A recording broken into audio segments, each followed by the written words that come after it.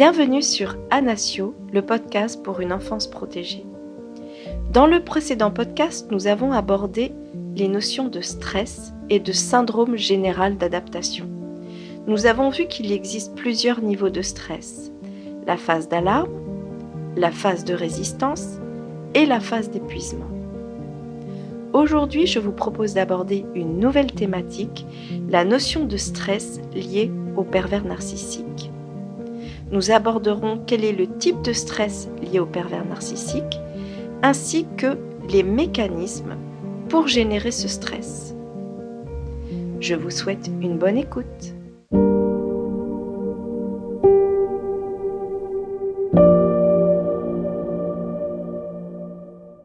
Stress dans la vie privée issu des pervers narcissiques. Quel est ce stress ? On peut qualifier ce stress de chronique.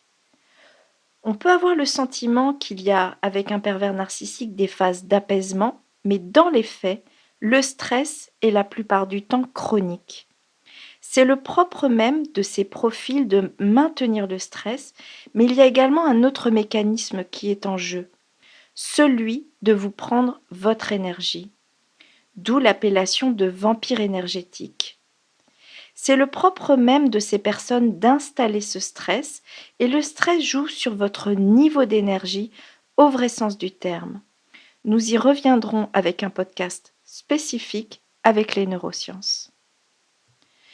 Dans la perversion, il est question de pouvoir, d'emprise, voire de contrôle coercitif, et cela passe par la pression permanente.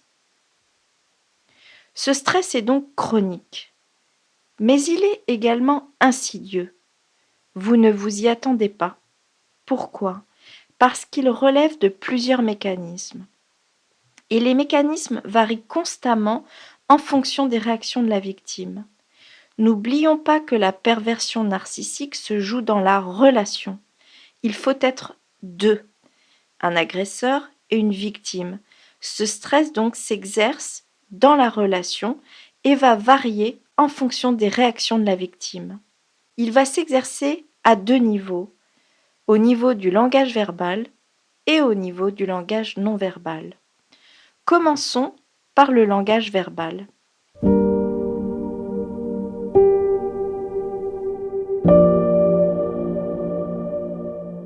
Nous avons déjà abordé les techniques de communication du pervers narcissique dans un précédent podcast.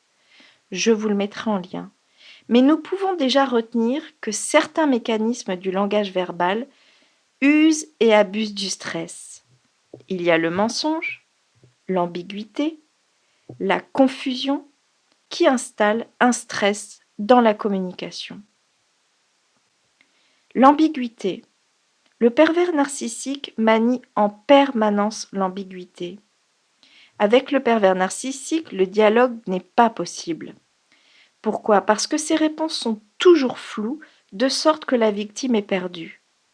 À une demande claire, nécessitant une réponse par un simple oui ou non, il n'y a pas de réponse claire possible, dans le but de laisser la victime dans une parfaite confusion.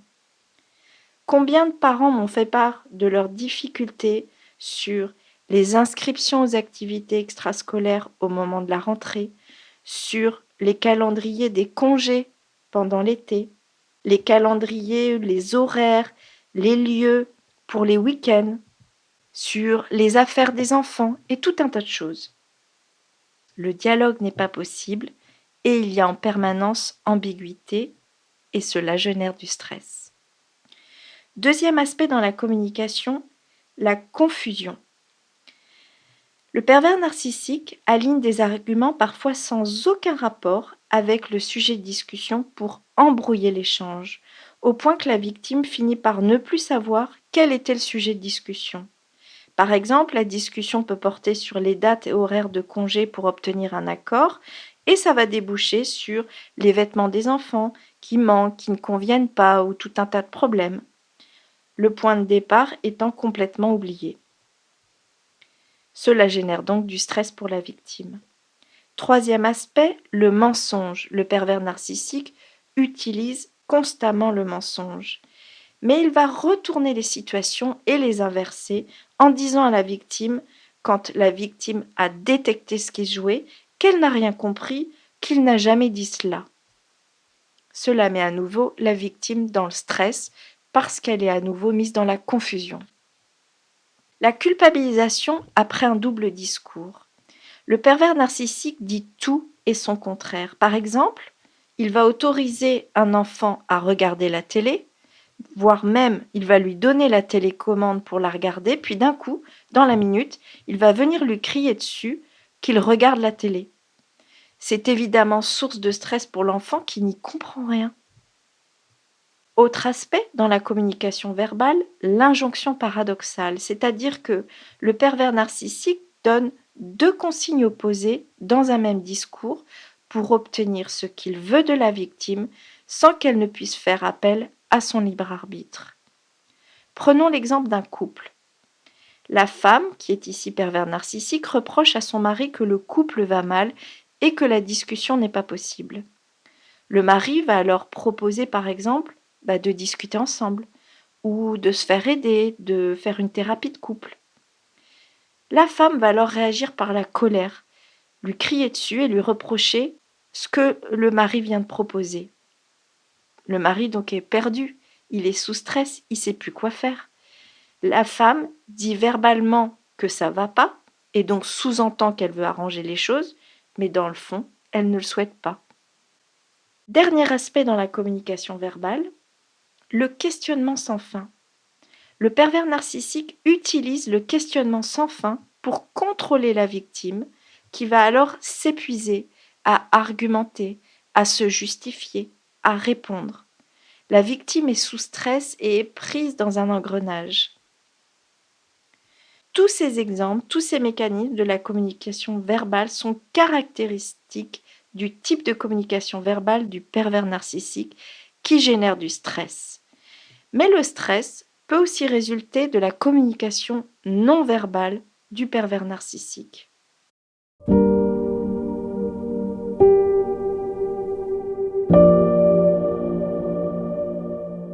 Alors la communication non verbale du pervers narcissique, comment ça marche? Elle comprend les expressions du visage, les gestes et postures, le ton de la voix, la tenue vestimentaire comprenant l'habillement, la coiffure, le maquillage, le parfum, mais aussi les silences et le toucher. Commençons par les expressions du visage. Elles sont très importantes. Et dans les expressions, il y a ce regard particulier du pervers narcissique, ce regard noir.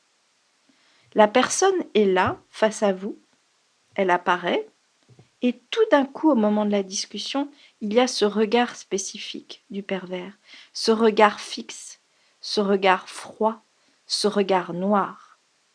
Une personne, l'autre jour, me disait « il a fait son regard ». Autre aspect, la gestuelle et la posture. Parfois, le pervers narcissique n'arrive pas à contenir sa nervosité, voire son agressivité intérieure. Celle-ci peut alors s'exprimer par le corps, à travers des grimaces répétitives sur le visage qu'il ne peut contenir, à travers des bruits de bouche, à travers des sons qu'il ne semble pas pouvoir contrôler.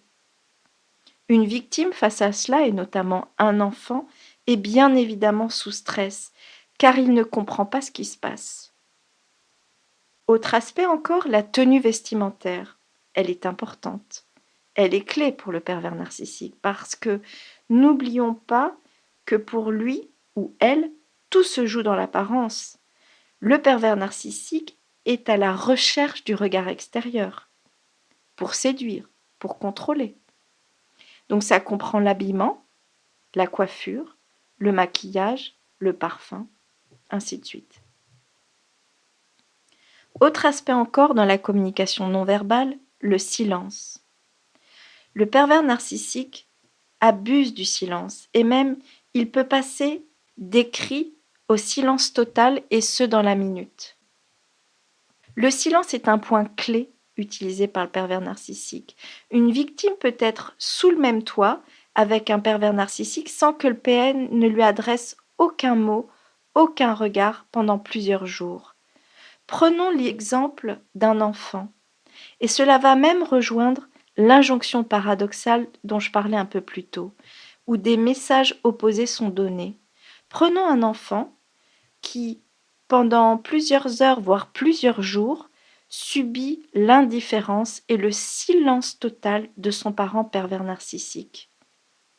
Un jour, l'enfant et son parent se retrouvent avec de la famille. Le silence disait indifférence. Tout d'un coup, le parent PN se met alors à parler, quand il y a la famille, quand ils sont à l'extérieur, en disant devant les autres « Mais alors, tu ne me parles pas? Tu ne viens pas m'embrasser ?» Et on voit ici le double jeu et l'injonction paradoxale avec l'idée d'avoir envie de communiquer avec son enfant alors qu'il est dans une indifférence totale et dans l'opposé. Enfin, dans la communication non verbale, il y a le toucher. Le pervers narcissique cherche et cherche toujours encore et encore l'autre. Il veut le provoquer, il veut le pousser à bout. Et donc, dans cet aspect-là, il y a le toucher.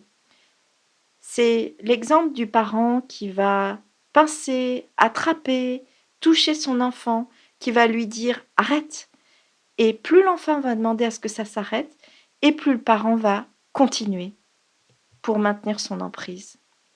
Et ça, c'est générateur de stress, évidemment, pour l'enfant.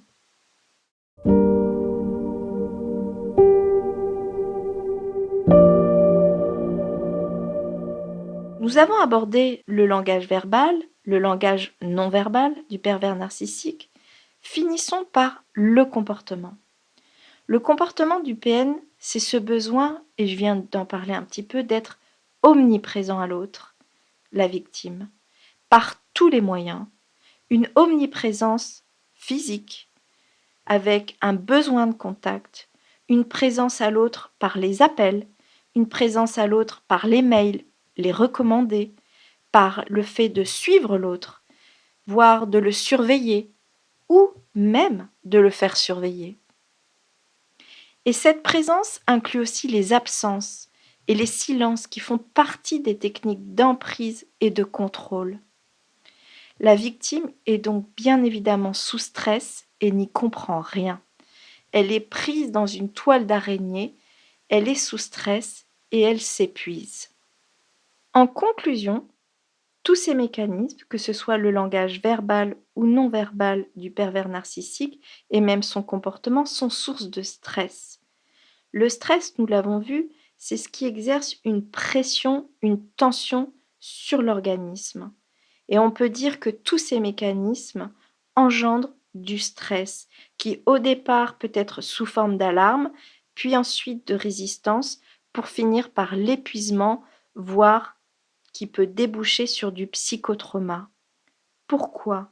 Pour deux raisons. Parce que par leur nature même, c'est-à-dire par tous ces mécanismes qui sont récurrents, qui sont chroniques, ils vont venir épuiser la victime qui va pomper toute son énergie. Mais aussi parce qu'ils sont impensables pour la victime. Elle ne comprend pas ce qui se joue. Elle n'imagine même pas que cela puisse exister. Alors que faire pour s'en sortir?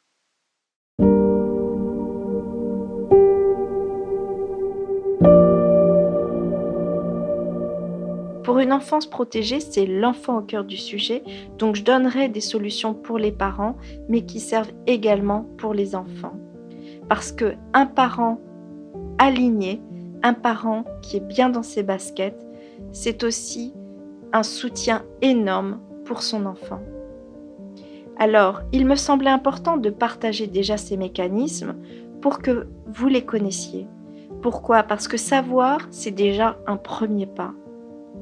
Le deuxième point, c'est qu'il est important de les repérer en prenant de la distance, en coupant avec le pervers narcissique pour comprendre ce qui se passe, ce qui se joue et en prendre conscience. Le troisième point, c'est de ne pas hésiter à en parler autour de soi. Ne restez pas seul. Allez chercher du soutien. Et le dernier point, c'est s'ouvrir à l'aide, car il est souvent difficile de s'en sortir seul.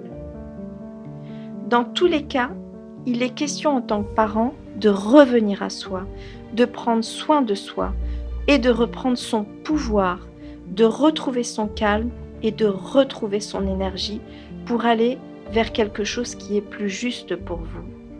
Et pour une enfance protégée, c'est l'enfant au cœur du sujet, donc il est question que vous soyez bien afin de pouvoir aider et soutenir votre enfant. Merci à toutes les personnes qui nous écoutent. N'hésitez pas à vous abonner, à liker et à partager si vous aussi, vous souhaitez œuvrer pour une enfance protégée. Vous pouvez suivre l'actualité d'Anasio, le podcast pour une enfance protégée, sur les réseaux sociaux, sur la page YouTube Anasio et sur le site anasio.fr. Je vous dis à bientôt.